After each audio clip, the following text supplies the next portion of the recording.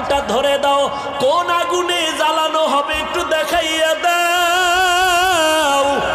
কেমন আগুনে এই নাফরমান বেঈমানটারে আমি জ্বালাবো, জাহান্নামটা দেখাইয়া দাও।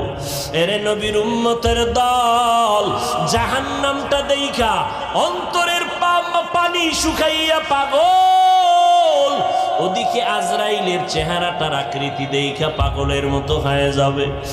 আয়েশা রাদিয়াল্লাহু আনহা বলেন, আমি একদিন তাকাইয়া দেখি আমার মায়ার নবী আমার রুমের একটা কোনায় বয়া চুপচাপ গুনগুন গুনগুন করে নবী কান্না করে। আমি আয়েশা ভয় পেয়ে গেলাম, না জানি কোনো বেয়াদবি আমি করে ফেলেছি নাকি। আমি আয়েশা নবীর পাশে গিয়ে দাঁড়াইয়া বললাম, ও মায়ার নবী, আপনি আমার রুমের মধ্যে বসে কেন কাঁদেন?